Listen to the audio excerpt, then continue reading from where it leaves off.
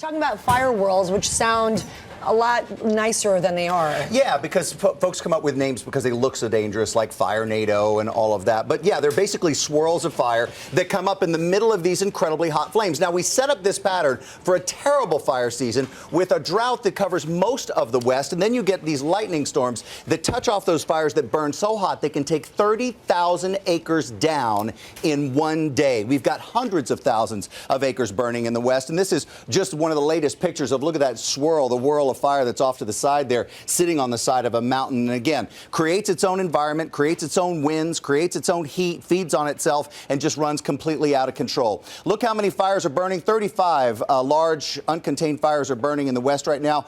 Idaho is kind of the heart of this, where the drought has been and the heat has been and will continue. Our Aditi Roy is in Ketchum, Idaho this morning with some of those pictures. Good morning, Aditi.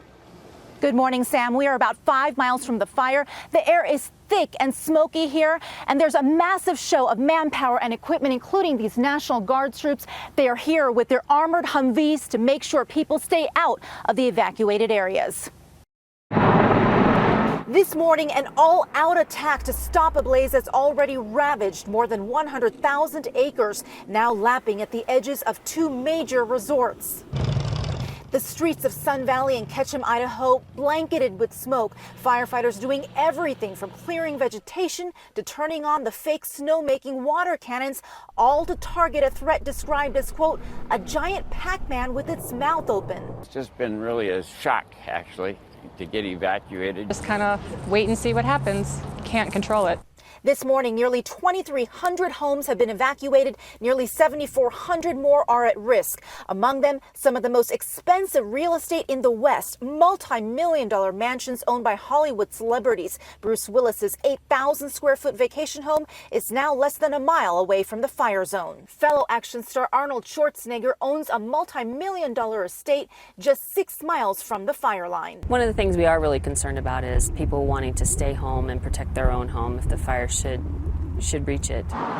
Businesses are also hurting, one after another, closed in this ritzy resort town as people flee thick clouds of smoke. Mostly we're just focusing on keeping everyone safe and just that this will pass in time. Right now, the fire is 8% contained. What firefighters are fighting against, hot, dry conditions that make debris like this brittle tree branch easy fuel.